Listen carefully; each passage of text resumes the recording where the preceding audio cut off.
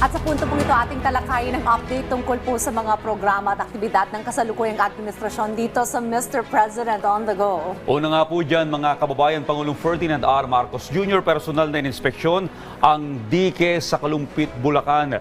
Isang residente mula sa Kalumpit, Bulacan ang sumulat kay Pangulong Ferdinand R. Marcos Jr. upang ireklamo ang umunoy mahinang pagkakagawa ng dike, paggamit ng substandard na mga materyales, kulang sa waston pagtambak, at hindi pagtanggal ng mga water lily na nagbabara sa daluyan ng tubig.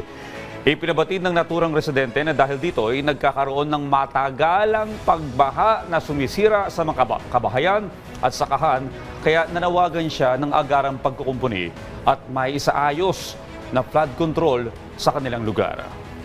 Kaugnay po nito ay binunyag ni Pangulong Ferdinand R. Marcos Jr. ang palpak na implementasyon po ng mga flood control project sa Kalumpit na pinangasiwaan ng DPWH Bulacan 1st District Engineering Office at sinagawa ng ilang kontratista. Kabilang na po ang St. Timothy Construction Corporation at Wow Builders na nakakuha po ng milyong-milyong kontrata pero hindi po napapakinabangan po ng taong bayan. Higit po ng ating Pangulo, dapat papanagutin at i-blacklist sa mga kontratista at opisyal na mapapatunayang responsable sa mga depektibong proyekto at hindi kaya po ang publiko na i-report ang mga ganitong anomalya sa sumbong sa Pangulo website. Nagpadala rin po si Pangulong Marcos Jr. ng scuba divers upang suriin ang mga reklamo at ulat kaugnay ng flood control project sa Kalumpit, Bulacan. Sa isinagawang inspeksyon, natuklasan na natabunan na ng makapal na silt ang mga pader sa ilalim ng concrete slope protection dahilan para hindi makita kung may sheet piles pa.